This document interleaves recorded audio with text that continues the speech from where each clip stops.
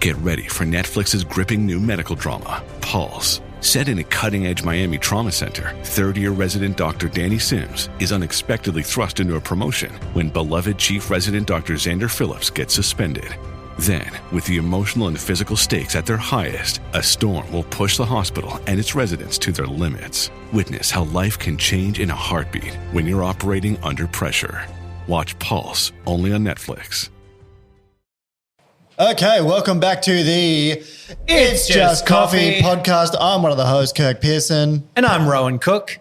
And it's Just Coffee. We've got a very special guest today. We have an amazing guest with us here today. Stand-up comic, was radio host, all over your telly, Jen Fricker, one of the biggest names in comedy. Thank you for coming. Thanks for having me. And now, yeah, exactly. Cheers. My first question is, how do you come up with your ideas?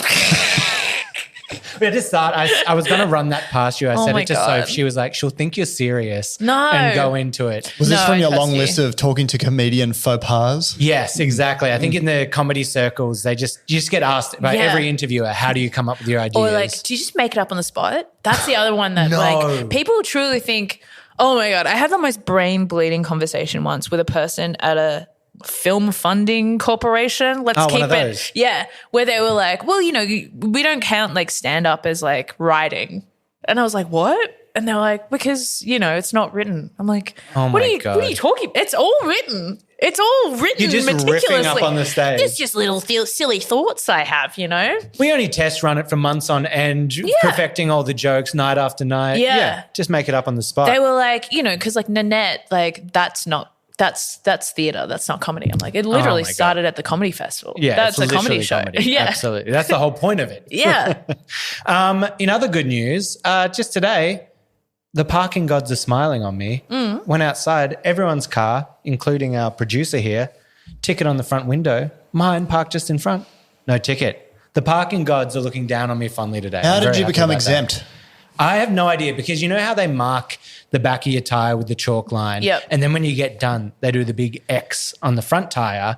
They all had it. They had the back one, front X. I just had the back. No X on the front. So I don't know if family emergency happened, or maybe they looked in the car. I do have a pillow in the back seat of my car. Maybe they're just like, oh, life's hard enough for this guy. This poor homeless person. Yeah, sleeping in the back of the car. Let's give him a break. No, probably just like, we'll give the golden brown guy a pass this week. What the parking situation here is a bit of a shit fight, isn't it? It is. 2-hour parkings. There's only 4 spots just down the road that are all day. Okay. And it's just, I've never seen one empty. It's like, I reckon people tag team and call each other, like, I'm pulling out, you come and pull in. You got a roster. There's like a neighborhood roster. Absolutely. Anyhow, well, I can't drive, so yeah, right. Yeah, I know. But I feel I have empathy for the parking situation. Public transport tickets? What are we talking? You know what? I've never gotten a public transport ticket. I'm a good girl. Yeah. Oh, wow. I'm a good girl in that respect. But although I haven't tapped on once since I got here. Yeah. Loving this free transport situation. Yeah, absolutely. Oh, I mean, I don't want to bore people on this topic too much, but you know, in Sydney you can tap on with your card and it's nice and easy. And here you have to get a Mikey and it can go negative, and just I don't even know why we're still bothering with it, but we do. Yeah. But anyhow, we got some news coming up. Every week we have some news. And I got a new haircut this week. So I'm going to do what Ron Burgundy said in Anchorman 2. I'm going to do what God put me on this earth to do, have salon quality hair and read the news. Yeah, you look beautiful. You look great. Thank you. But here we go. So Julie Louise Dreyfus, so Elaine, her company is to acquire Brazil's biggest exporter of instant coffee. Ooh. So the deal is to acquire 100% of compound, whatever that company's called, means LDC will be one of the world's biggest instant coffee manufacturers, along with its ILD Coffee Vietnam soluble coffee facility in the Binh Duong province. Oh, good job with the pronunciation. Yeah, you did really good on that. So Elaine buying the biggest importer of instant coffee in the world. Who would have thought? Maybe she's trying to get on that Seinfeld comedians in cars, racket and do a bit of comedians drinking instant coffee. Instant coffee. Well, she's always had that attitude of whatever Jerry Seinfeld does, I can do better. Yeah. And she's succeeded with it. So True. Who knows? Maybe she comes along with this as well. I love that. I love I just want to see more people dancing like her, like Elaine, that. And I think instant coffee will help that. Oh, maybe that's where it came from. Maybe it's just the jitters and just kind of hitting out on the spirit side. of it, I'm actually drinking a cup of instant coffee. I'm feeling a bit run down today. So I've got the instant coffee. It's kind of dressed how I am as well. I've got the chinos on and the green corduroy up top. But hey, here we go. Also, who invented the flat white? An Italian sugar farmer from Queensland thinks that, Italians played a big role. Italians often say things like this. He says they brought coffee, this style of espresso-based drink to Sydney from Far North Queensland, where he's originally from. The drink was supposedly popular in cafes in sugar-producing towns as it catered to the taste of wealthy Italian growers and their families. So, I know born in Australia, but screw you, New Zealand. You didn't bring no flat white into the world. Has that been their claim for a while? So it's up there with the Pav. It's up there with Russell Crowe and all those ones. Yeah. And in most of the cases, New Zealand are probably right. Yeah. But for this one, the first documented record of it was in, where does it say here, 1985 in his Sydney cafe that was brought down from Queensland. So that's the first documented case. I will take that ownership in as an Australian. The flat white, Australian, perfection. Yeah, absolutely. And but to be fair, we have a long history of claiming the best elements of New Zealand as our own. Crowded House, one of my favourite bands. I'm an old timer. Neil Finn, technically Australian. Yeah. I mean, he's lived here longer than he lived in New Zealand, I think, at this point. We'll bank him. Yeah. We'll take it. Last piece of news, bit of a gruesome one. Oh, geez. So I don't really know how to break this to you guys, but as people who've been listening to this podcast know, I've recently opened a cafe and we've got our first 1-star review. Oh my God. Okay, and I'm gonna read it. I'm gonna read it live on air here right now. You guys are gonna be the first. Are you to get okay? it. Are you feeling stable enough to do that? Look, I mean, if you had asked me 2 days ago, no, but I'm able to talk about it now, so we're getting progress. But You're with friends. the Support. the slash of doom, if you will, the Excalibur to my heart was delivered by one Lily Chow. All right, so. Lily said, "Hi, I didn't buy your coffee today because, of course, I knew you didn't open today." So she's waited a day. So she sat on it, thought of it. It was probably going to be so much worse if she did it on the day, but she waited a day, so it was probably a little bit better. Yesterday, I bought the cold brew. It was much more expensive than last time I visited because before that, it was only $6.50 and now it was $8. And the taste was also worse than before. Well, first, Lily Chow, we got a more expensive coffee, marked it up a little bit, so... and it's great. I know you might sit there and think, $7.50 for a coffee, but it's sick. And then secondly, public holiday surcharge. You came on a public holiday, babe. We're paying our staff. Yeah. Wait, so she doesn't mention that she came on a public holiday? No. But you know she's come on a public holiday. Well, it was the only day it could have costed that much. Far out. Also, people come in with that. It tastes worse because you just paid $8 and you're pissed off. Yeah. And then you're like, you know what? And it's even tastes terrible. But good review the first time. Must have loved it. Came back for a second. Have you been victim of a bad review before? Oh, of course I have. I remember my first really bad review was my first comedy festival. And, I'm new. I've not really done this before. I've never really been to Melbourne before. And I remember very, very explicitly. It was 12 years ago, I think. I still remember every single line of it, where this woman was like, she played with her hair too much. 2 stars. That's the whole. Wait, no, was there more to the review? But like, can you actually remember it word for word? She kept calling me glamorous. Oh, compliment. But like in a L-A-M-O-O-U-S, we're flying first class. And that was the whole review. It was just the lyrics of Fergie's Glamorous. No, but I just remember she kept saying like I was too glamorous to do like stand up or something. I don't know. It was like a backhanded compliment. It was really backhanded, and it felt at the time very gendered, like very like internalized misogyny. But I still remember, she was like she played with her hair too much. She played with her fringe too much, and that traumatized me. I don't have a fringe anymore. Oh, that's why. Yeah, lost it for that. Well, it looks great. Hey, thanks. It almost looks a little too bald. glamorous. Well, the Karen For those at home. the Karen reviewer got you. But yeah, excellent. Welcome to the show. Also, Thanks, reviews. Have you ever left a bad review on a cafe or a restaurant? Have you ever dived? Because we've all had that dark moment where we've just been pissed off that much. I had one. Well, you think on one while I just throw myself out to dry here.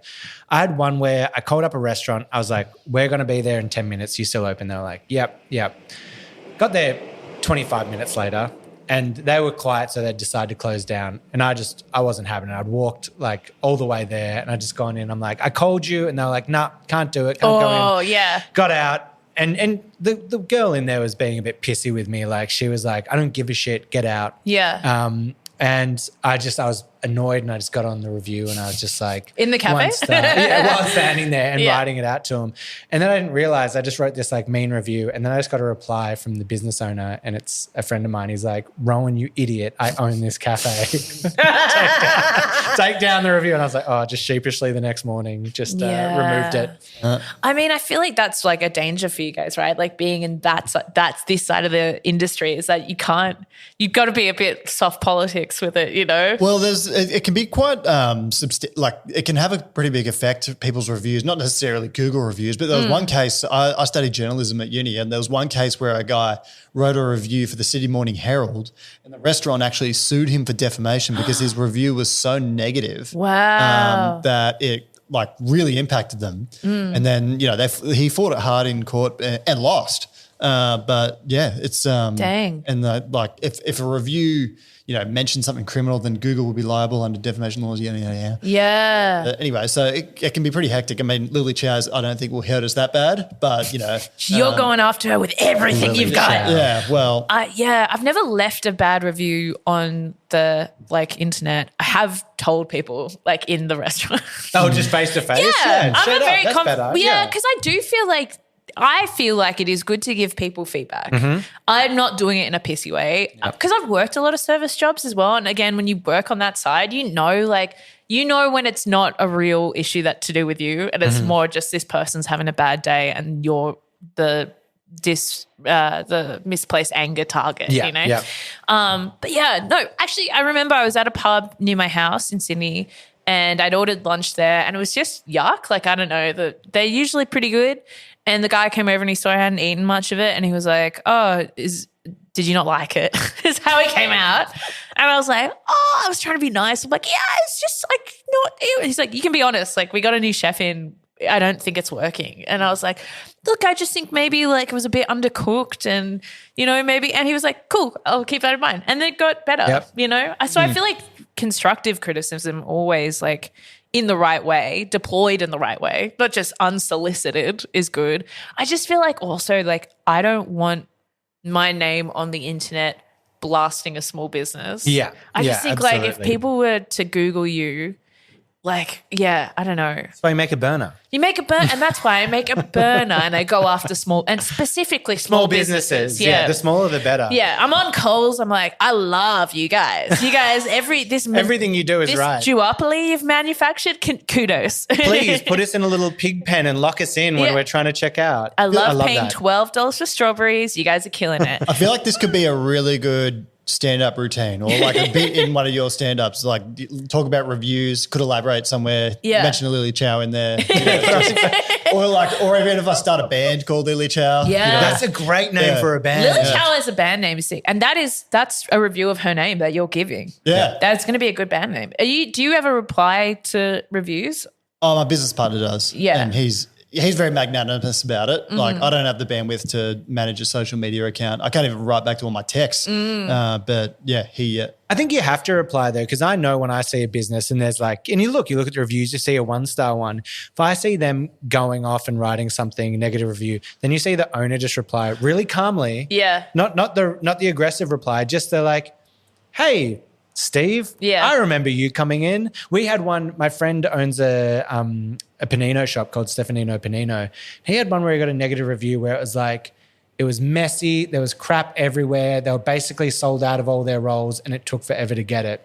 And he just replies, he's like, hey, I remember you coming in. Thanks for sharing your thoughts. As I mentioned, we'd just been broken into and the front window had been smashed in, hence the crap everywhere. And it's sold out. We were robbed. Yeah. And the reason it took a while was you could see me dealing with the police reporting the crime as you were there. And you just read that on the review and you're like, okay, yeah, so I can ignore that. I feel like I saw this on the internet or something. Yeah, you may have. Yeah, anyhow. So, that's wild. So first question, coffee. We're into coffee. The one that we always like to start on is, what are you drinking every day? What's your go-to coffee order? Okay. I'm interested in this one. Oh, yeah? Yep. Why? Oh, because I feel like, as a barista, people ask, oh, what's your favorite coffee? And they expect like a big, long, drawn out answer. But as Rowan and I have previously said on this podcast, just a flat white does it for me. Yeah, I'm a flat white girly at the moment as well. Like I'm running around Melbourne Comedy Festival and it's like very late nights and very different routines every day. So I'm just like basically beans and water. I'm just like espresso shots where I can get them before pre-show as well. So right now I'm just on the espresso shots.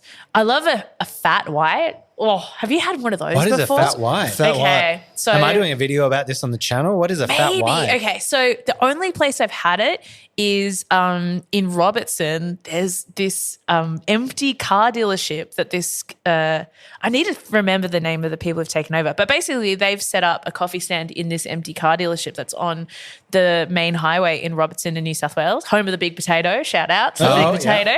Big Spud. Big Spud. And they do a fat white. So it's coffee and the milk mixture is half milk and half cream. Oh. And they like mix it up so it's like fluffy, but you get like a buttery mouthfeel. It's so good. Obviously you can't have them every day, but when it's cold, it gets real cold in Robertson. Sometimes it snows and then you have one of those in the morning. Oh, yeah. It hits. I'm now blanking on it. There is a Spanish drink that is like that kind of mix of like espresso, cream and milk as well. And I just did it recently on the channel. The Russians have a drink called the Raf, made by a guy called Raphael. I don't know how they came up with the name, but you'll have to figure it out. But it's just cream, coffee, and then some kind of syrup. And it just tastes like a bowl of melted ice cream, when you're just like being an absolute slob and you're just like.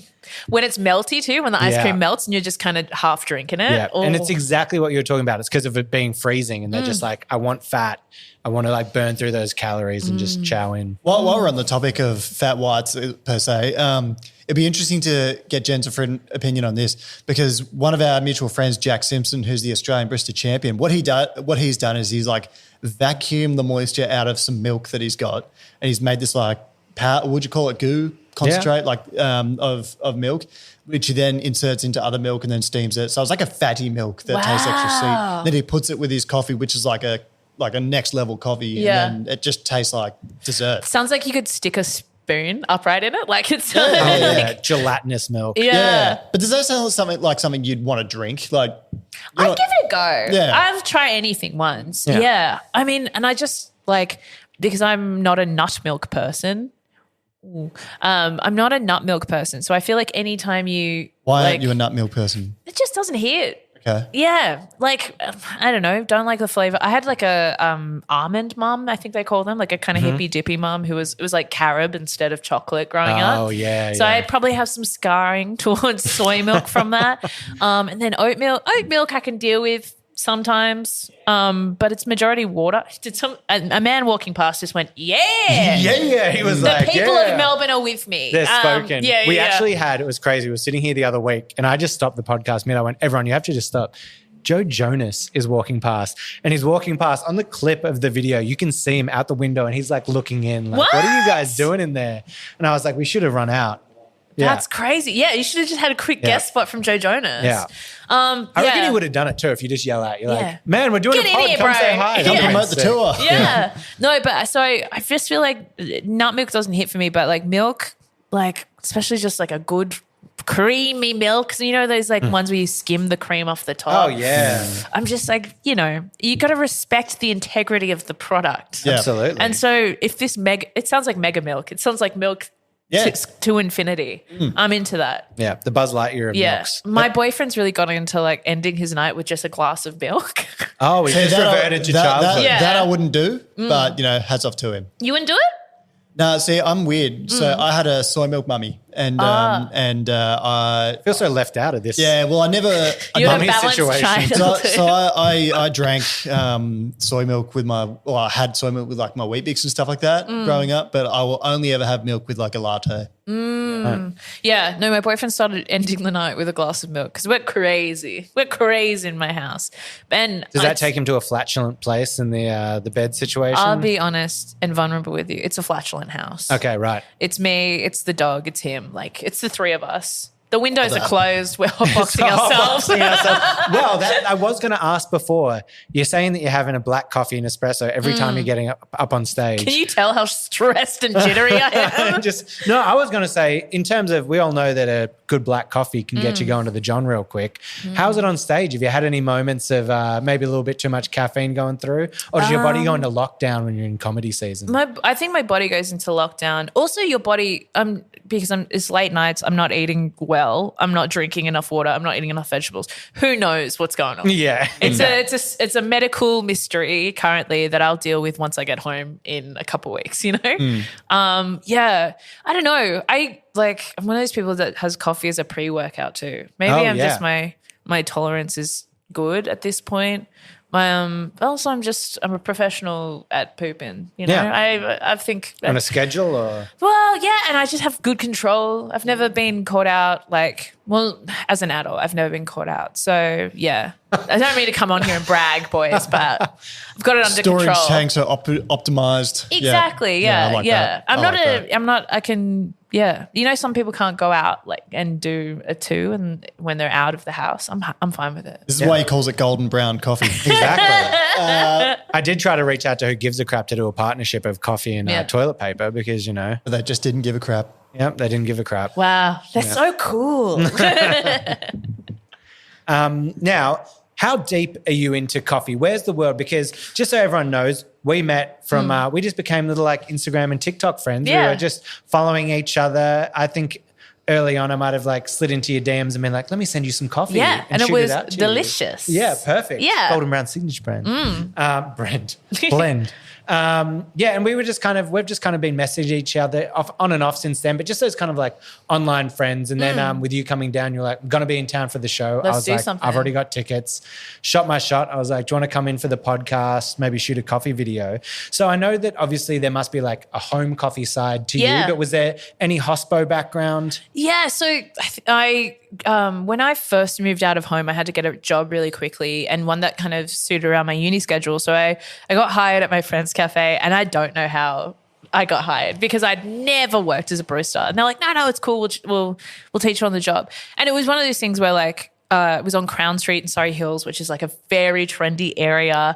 And it was a cafe. I don't think it exists anymore. It was called Kawa Cafe. And it was just very cool. I remember Angus Stone would come there. Oh, very sceney. Yeah, it was very sceney. It was across from this shop called Wills and Doll Baby. And it was just and lots of models and stuff, people coming through. And so that I got hired at this very trendy cafe is so funny because I couldn't even make a tea. I remember someone ordered a tea, just a regular tea, and I'd never made one before.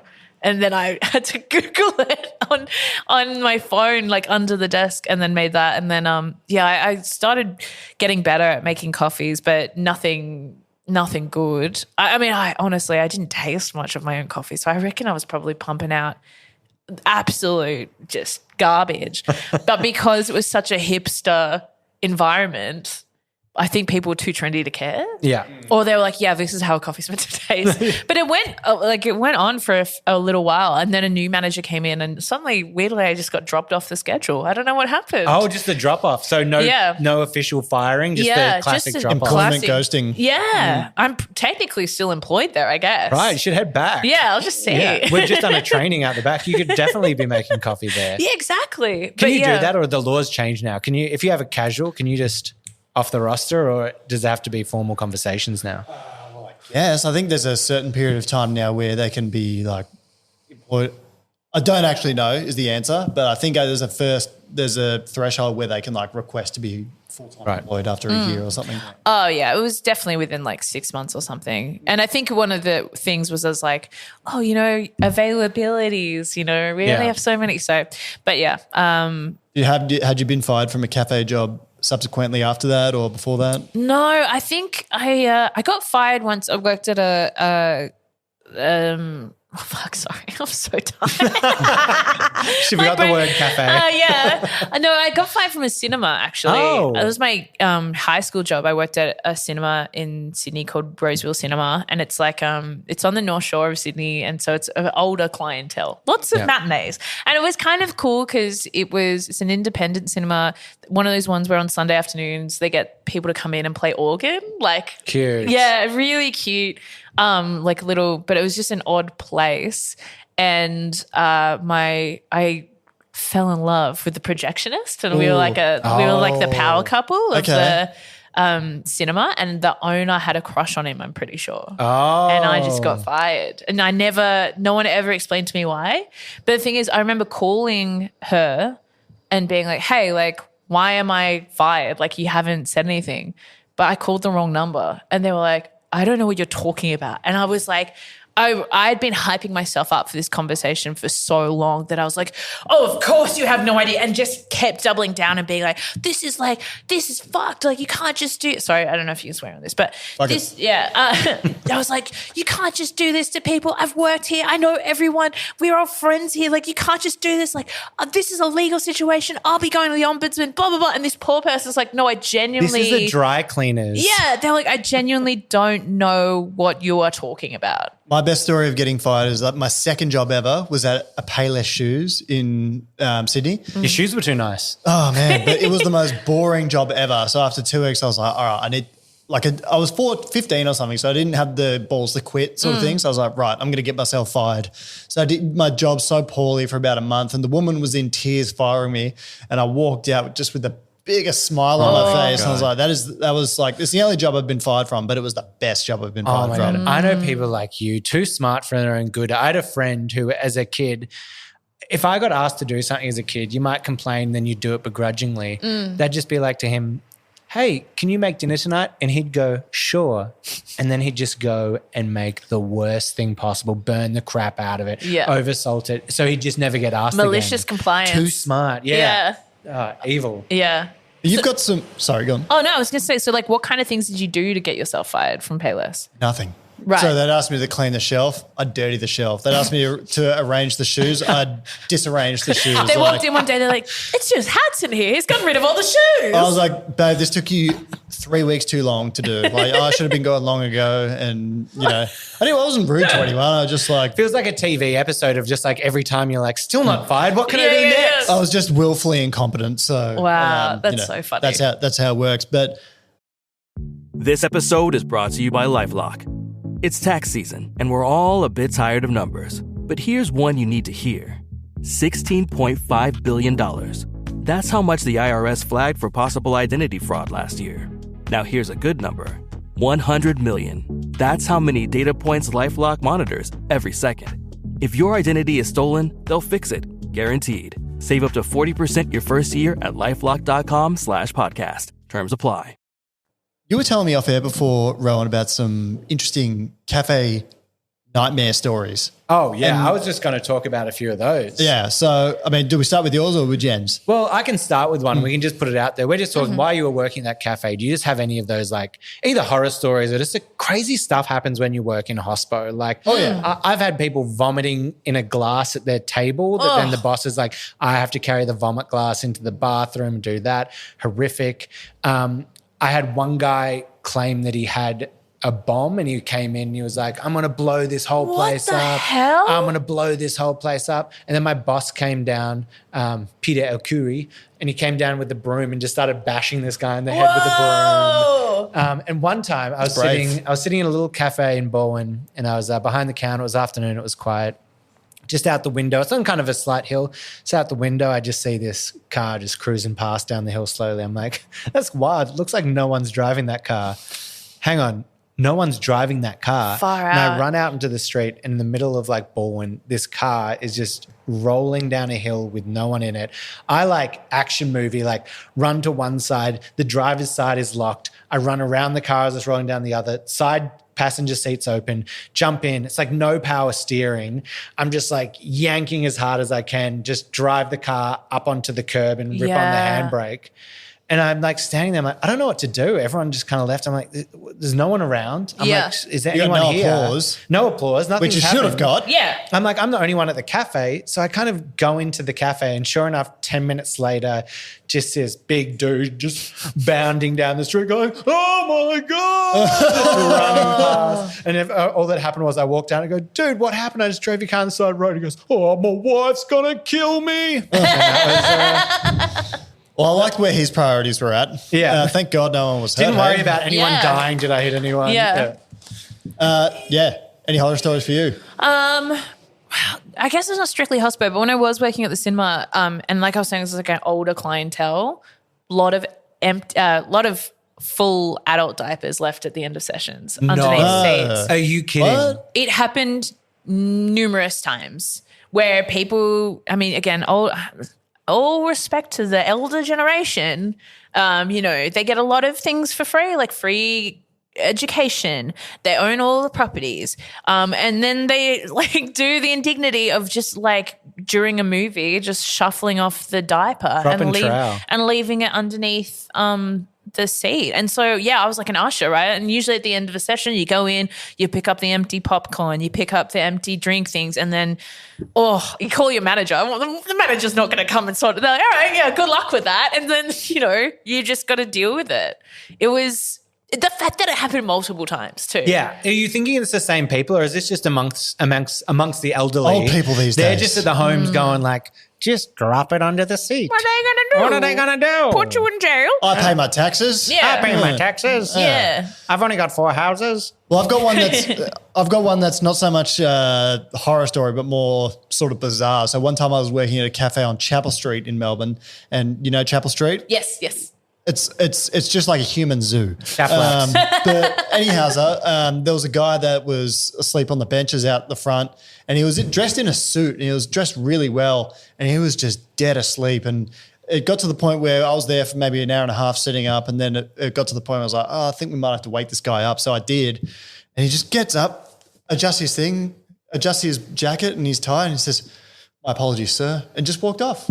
Wow. Yeah, I was like, well, I don't know how that was your. He wasn't like, he was just a regular dude. I feel like he was well off. He had a nice watch on and stuff, which was still attached to him. It was James Bond. What pitch? Yeah, it's just James Bond. He'd been blasted out of a window, Oh my God. knocked unconscious, and then all of a sudden came to and was like, well, I've got to take down another foreign government. I'll be on my way. Pip, pip. Pew. He's just got a little defibrillator in there when his heart stops. Just poof, Yeah. puts him in, gets up, off he goes. Yeah, but it kind of reminded me of that scene in Breaking Bad when Gus Fring Fring. gets his face blown off. And he Yeah. just, I don't know why. He just, Spoilers. Oh, yeah. It's like 10 years old. I'm sure we can get into it. Yeah. Yeah, he just gets back up and he just adjusts his thing and then dies. Yeah. Yeah. Okay, well, I don't know why. God, that was a cool way to die, wasn't it? I don't know so why that good. was a suit coat issue, but Yeah. hats off to him. And then I only watched that again recently because my partner hadn't seen it.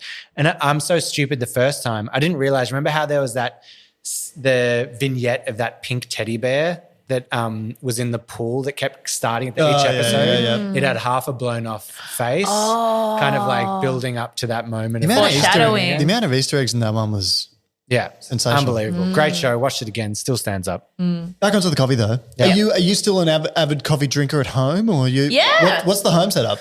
It's just like a little Breville espresso. I like the Barista Express, the Barista all-in-one. Express. Yeah. So I moved into my own place during pandemic, and I was like, I'm going to treat myself to some home brewed coffees. So I just do that. It's easy. It's pretty chill. And then I'm just honestly, this must be sacrilege to you guys. I'm honestly on the Aldi.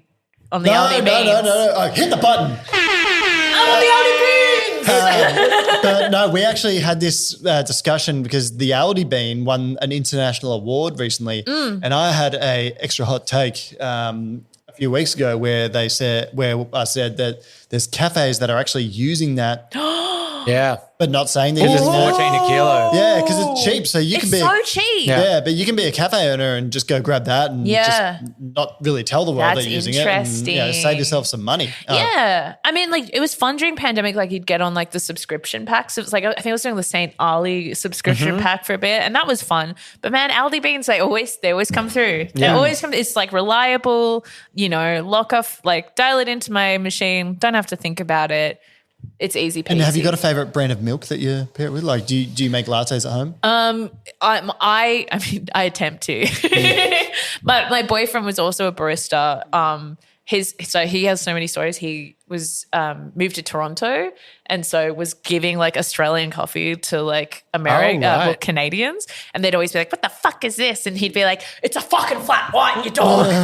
This is how you do it." Well, in Canada they have Tim Hortons. Yes, yeah. So he makes me a coffee every morning, and he does his little latte art and stuff like that. I'm making whatever I can get. Honestly, again, it's just making little espressos. Also, like espresso cups are so cute. Like there's just something lovely and teeny tiny. Like I'm a giant. I'm having a regular sized coffee. Yeah. Well, the home espresso market's really blown up, and there's like some well-known people, not just yourself, that are into coffee these days. Like we were saying, the Australian cricket team, Marnus Labuschagne and Steve Smith travel with Lamazocco. A lot of the rugby players, I saw one of the teams did a who pours the best latte art on the team. And literally like 8 of the players from the team were all pouring like swans and rosettas and everything. Your good friend Will Anderson, he can drink a latte. Yeah. He's probably the most coffee consuming person I've ever met. Well, no. I was just thinking because I work with him on Gruen, so a lot of time he is smashing coffee. And he's smashing coffee. His vices are coffee and Coca-Cola. Yeah. Oh. That's what's in his mug on thing. It's either Coca-Cola or it's coffees. I remember once I ordered a matcha during the shoot and everyone was like, boo! Boo you. Boo! But yeah, no. Oh, God. I'm so coffee pilled. Oh, I don't know what I'm saying. Oh, God. There's going to be many moments like these where I just say stuff out loud. That is completely fine. And yeah, we had I know from our channel we had you. Nazim Hussein was another one who started like following us, who was messaging us. I think I got actually maybe did a bit more for him. I got him a free machine. He's got big venues. I get it. Yeah, I get it. Yeah. Well, actually, I think that was just him just like chatting randomly, and I was like, that's right. He came into one of my live feeds and started commenting while I was doing it. It was for Sunbeam. Yeah. And Sunbeam were like, why was Nazim Hussein in your live feed just chatting? I'm like, I don't know. He follows us and just like chats a bit. And they were like, let's send him a machine. I was like, sure. Send him a machine. Breville, love to tell you that your espresso. Look into the camera. Hey, Breville, it's your girl, Jen Fricker. And I just want to say your Breville Express. Barista Express. It's so good. So good. And it feels nice, as like having your friends over. And I'm like, let me make you a little something. Let me froth up some milk for you. Like it's just easy. And I like that the boiler's inside the machine as well. There's a bit of temperature. Yeah, there's a bit of temperature control. I like that. I never really got into coffee that much. And then I went to Japan kind of in 2018. And I love those the pour overs they do in the paper thing. I just like, and I started really getting into it that way. And then I went to LA and cold brew was like really so massive. I think I got caffeine poisoning because I was just hitting like the cold brew so much. But yeah, if you want to send me a little something, bro. Yeah, loves the Barista Express. Let's actually challenge ourselves for this because I know someone at Breville. So who knows? Breville. I'm actually coming at you. Yeah. I'm actually waiting for a call from someone from Breville. So I mean, I do have about 15 Breville sitting there that I can just get you. But maybe we'll sit here. She's got the Barista Express. It's good because it's like it's easy. For someone who I think we all assume got fired for being a shitty barista. I'm making good stuff on our home. Yeah, I like that. If you wanted to upgrade, there's the Barista Touch Impress. Manual frothing, automatic tamping. There's a machine, the Breville Jewel Boiler. I'd love automatic tamping. I do feel like I'd squish my finger. I just feel like I'd be with the person. Automatic or with actual? Like as in I would get stuck in it somehow. And then I'd get like when you smush a sausage, just pop out the end. Like I think that's what would happen to me. But watching your videos actually on TikTok has really helped me. I've got my little digital scale now. I've got my little, is it EDT? What's it called? The WDT. WDT. I've got that set up. I've got my little, they're like tamper mat as well. I'm trying to keep it all even. I'm slowly gearing up. I'm slowly becoming full blown coffee wanker. I could see how you would maybe, someone with a little bit of a name maybe doesn't want to jump in the comment sections and just chat. I actually remember the day that I posted a video about scales and you just messaged in the comments saying like, hey, what scale is that? Yeah. Should I get it? And I just remember seeing like 15,000 people just jumping on because they see a little blue tick and whatever. Yeah, They're yeah. Oh, you should get this one. Don't get that one. That's crap. And everyone just like jumping on. I was like, just leave her alone. Oh, it was, please. I mean, I don't read them, but I was waiting for your reply. But yeah, I don't know. I just, I feel like maybe people previously have been put off by that aspect of it, that there seems to be so many experts. But I like that there is an emerging kind of home consumer market that I don't think we're ever going to replicate like coffee, cafe level coffee, like, and also just the experience of going out for a coffee at a cafe, I think is so important. And like, that's something I try and do regularly because I remember I saw Jennifer Coolidge last year do like a talk in Sydney, and she's like, you know, she was talked about how she has like a history of depression. She's like, the one thing I do for myself is I go out every day and go to the cafe and have a coffee just to be around people. Like, it's important. Can you do it in her voice, though? I'm trying to think. Wow, this is amazing. I had coffee. to go and get a coffee. Oh, wow. This is Stifler's mum, yeah? Yeah. It's basically Owen Wilson. Yeah. Wow. Oh, wow. Wow and Wilson. Yeah. Yeah. Yeah, I've never ever known her as anything other than Stifler's mum. Yeah. Oh, well, Most iconic. She was pretty amazing in Best in Show? No. What's the recent TV show? Oh, White Lotus. Yeah, White Lotus. Iconic role in that. Yeah, all the scenes. I just rewatched Best in Show and she plays like a gold digger wife who has a amazing movie. The film's amazing. It's about basically a Crufts style dog show and all the different owners of breeds and stuff. And so she plays a gold digger who hires Jane Lynch to train her poodle. And basically all of the actors are the human embodiment of their dogs. So she plays this like poodle-y kind of lady who's just like, sometimes we eat soup and we know each other so well, we don't have to talk. Some days we'll just not talk. We could not talk forever. And the voice got better. Oh, thank you. It's like you've dived in now deeper. I kind of locked into it, you know. Yeah. I'm curious to know, you're here from Sydney for the Comedy Festival. You got some shows coming up. We'll get you to plug those in a moment. Yeah. But how are you finding the cafe scene, Melbourne to Sydney? Because we get asked this a lot. I've got a much more diplomatic answer than most Melburnians, being from Sydney myself. I actually feel like Sydney's pretty good. You know, Melbourne's not that much better. Maybe a little bit, but not that much. What's your thoughts? Well, okay, so this is kind of my hot take. I don't know if I want to save it. We're just getting straight back into it. It's time for another hot take with two sugars. We're leading straight into it. I like that. Yeah. And then when you deliver this line, just straight down the barrel like you mean Middle? it. Yeah. Okay. Or Okay. no, I reckon this one. And do you want me to frame it like my hot take with two sugars is? No, Is just that- go straight okay. into it. You got it. Okay. So I appreciate your being diplomatic. You got skin in the game. Me, I'm just a little speck of dust being knocked Yes. around the world. It's heating up already. And I'm very anxious to say this out loud. Melbourne cafe culture, isn't that interesting or good? I feel scared for saying it. I'm not saying that it's bad, right? I'm not saying it's bad. I think you are. Well, I think you're dumb and I hate you. No, I just think that I've gotten to travel a lot through my job, through my world experience.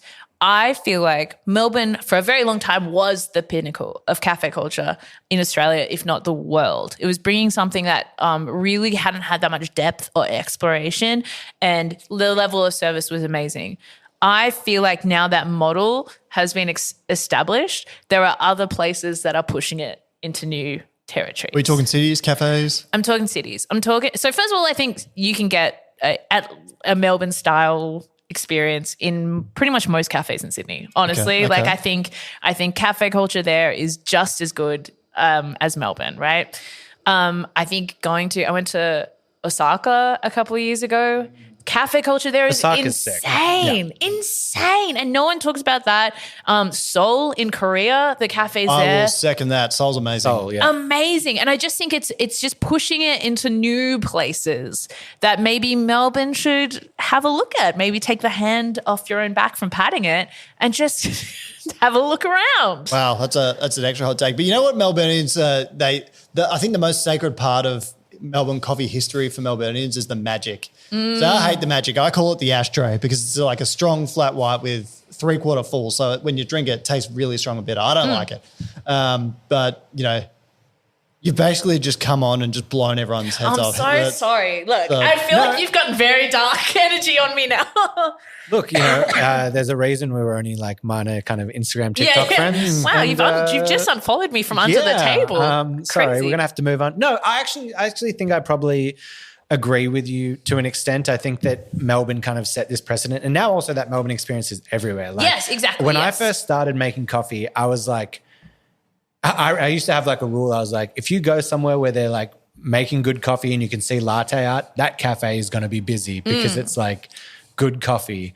Now it's just like you're at a 7-Eleven and you're getting latte art of the thing. Yeah. Like it's kind of everywhere. And then I feel like it allows other countries that ability to push it further, and we just kind of can sometimes sit stagnant. Yeah. Having said that, though, we will always be the OG. We're the best. We the will OG. always be the OG. You need the horn sound. Yeah, no, because like, Hey, don't get too, you know, I'm yelling at the horn just every second. Just I telling want the them horn. Come on. You work for me. I've worked with a lot of baristas that come here from places like Korea, from places like Osaka, and they learn the Melbourne way, then they go and take it home. So like I was in Nara, Japan in 2019, and I was just walking past.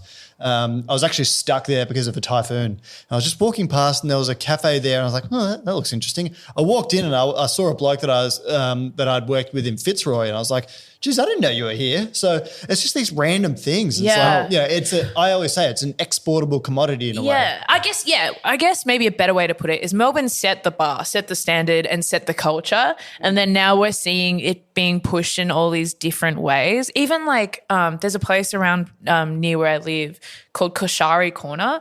It's like an Egyptian like open air restaurant. It's literally in the middle of the car park. The food is so sick. They do like Egyptian style coffee. It's amazing. Like it is some of the best coffee I've drank in so long. And I just feel like I'm trying to even think, what is Egyptian style coffee? It's like almost like, I guess because there's like Lebanese coffee, it's really thick and like that's the kind of ones you can like in that kind of Turkish coffee world or something. And I don't know what they're doing, but it's just like a long black. I don't know. I go there and I'm just like, wow, like this is so yum and unpretentious. And that's the other thing about Melbourne coffee culture. Sometimes I'm Very just like, I don't want the rigmarole. I want it to be something where I'm just here because I'm enjoying it. I'm here to sit and enjoy being in the. You want to be able to opt in or out sort of thing? Yeah, I just think like, you know, we were kind of talking about it before, how like purchases have become very emotional. And like, so for me, I'm going to a cafe and I'm not going just because I want a coffee. I'm going because I want to be in a place that's a part of the world. I want to see people. I want to be pushed somewhere new. I want to be having conversations. And so I don't want to feel like I don't belong there. Like I don't want to feel like this is unobtainable or that there needs to be, I don't know. I just feel like we are, as a society, I'm on one now. Here we go. We live in a society, right, where like third places are diminishing. You know, we don't have many like libraries. We don't have many parks and stuff like that. They're not treasured in the way they used to be. Cafes I see as a part of that. So we need these third places because that's where we connect with people. Like and so to like kind of put a tilt on that, which is like, you're not good enough to be here, or like, you know, you have to have some kind of degree in engineering or food science to enjoy this, I just feel like is not for the people. Yeah, I love that kind of theory. Yes, sorry. I'm going to smash out a hot take as well. Oh, yeah. We had a cash movement yesterday. There were people trying to withdraw. There was a movement to withdraw cash from. Wait, what? So there was a protest that's like, hey, please everyone withdraw cash on this day and spend cash only, which was the 2nd of April. And so I'm getting behind it. My extra hot take with 2 sugars is, people, please, don't be afraid to pay with cash in cafes. Take cash. Woo! I'm sick of walking into these places and they're like, oh, we won't accept your currency. That being said, you don't need to pay for a $4.50 latte with a $100 note. Change is sometimes an issue, but still, we need to start taking cash more. Yeah. Or cash. Yeah. Physical. Yeah. Physical currency. I think it's fun. I've been paying cash this week because I get cash gigs. Don't tell the ATO. Anyway, but yeah, no, I love cash. Here, no cash. Cash, here, no.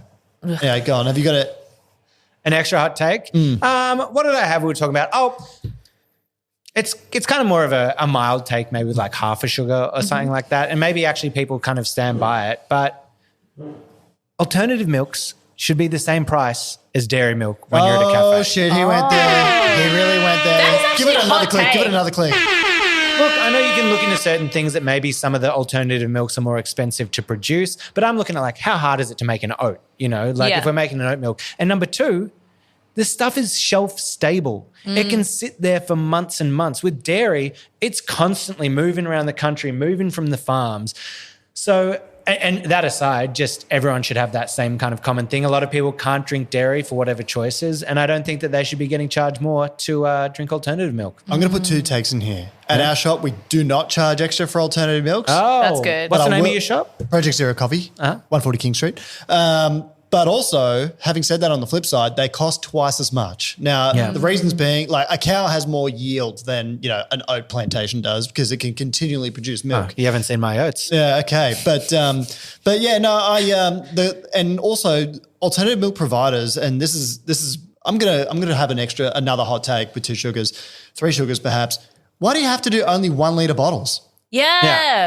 Do the bigger Do bottle. a 2 litre bottle. That's do a a 3 litre real bottle. good hot It's take. because it's like annoying because it fills up the recycling bin. You know, like you will go through it in a cafe. There should be like a cafe series where it's like 2 litres, and you know, eventually I foresee that they will be able to produce it at a better cost than dairy milk. But right now, dairy. I used to work for a milk company and food service company, and so like I can tell you with absolute confidence, it has been.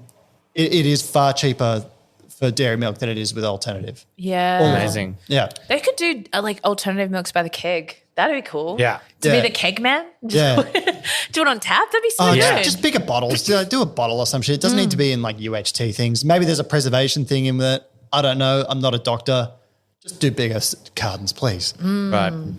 Now, finally, I want to get into this here for the Melbourne International Comedy Festival. But you've had a bit of a rough ride getting here with some of the booking and that of the shows. I'd Yeah. love you to tell us a bit about this because number one fan here, big support. I love what you've done just running around, making it happen. And apparently from what I've heard for an amazing show, I'll be seeing it in a couple nights. So can you tell us a bit about that? Yeah, look, it's been a bit of a journey. So I took a few years off, like doing live stuff.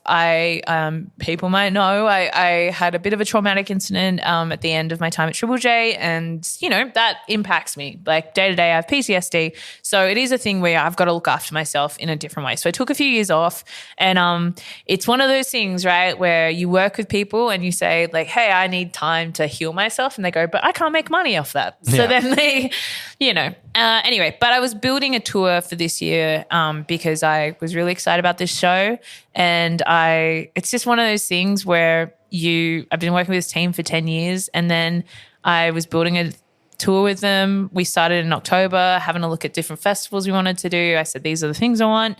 And then in December, I think about a week before Christmas, I found out that they hadn't booked any of those venues. They hadn't applied to any of the festivals I wanted, just Melbourne, which like they'd already spent my money. So, and so I have basically had to just build this tour off a wing and a prayer. And, you know, I'm a comedian. I'm not a producer, and I don't presume to have the skill set. It is a skill set. Like I think some people look at producers and go like, they're just like scabs or whatever. But I think if you're a good producer, you know how to build the scaffolding around artists to make them feel safe and to make sure that the people who need to see it, to make sure the show is a success and people are walking out feeling good. But it was just this thing where I'm like, man, like you look around the arts in Australia at the moment and it is so rough for everyone, right? We were just talking about Splendor. Exactly. Yeah. Yeah. Like I have friends who worked at Splendor. They're like, the office is empty. Like people aren't even coming in anymore. Like there are, Falls didn't go ahead. Groove and the Moo got cancelled. And obviously those are music things. These are comedy things. But like comedy, there's even less of a safety net. Like, you know, at least with music, there's kind of major corporations who have a hand in it. So at least on some level you're getting paid. With comedy, it is such a small industry. But I was just like, man, I'm just going to see how much I as a person can do it. And something that's actually been really heartening to me over the past year or so is seeing a lot of independent artists, both musicians and comedians, like use social media, use just like getting out and seeing people and talking to people. Again, I'm all about the connection with humanity, getting into the cafe, and see how I can push it. And so far, you know, it's been tough, but I'm really proud of myself and I'm having a sick time. I said to myself before this run of shows at Melbourne opened, I was like, my mindset is I am going to have a sick one. Yeah. And it's like, it doesn't matter if I sell heaps of tickets or if I sell like no tickets. I personally am going to have a sick one because I know what it took to get here, and I know that I'm having a great time, and I know that I've done a funny show. So yeah, I'm having a sick one. Well, that's amazing. I can't wait to see it. Personally, can't wait to come. Thank you for coming on the show. That probably wraps us up for the week. Oh, did you have something? No. I think that's a good note to end on. Yeah. And all the best of luck with your show as well. And thank you so much for coming Thank you so much for coming by. What a show. Yay. What a show. But as always, we finish with It's just coffee. Yeah, we got it that time. I did it. Yay. Jen, thank you so much. Thank you for having me. Wow. Oh, beautiful.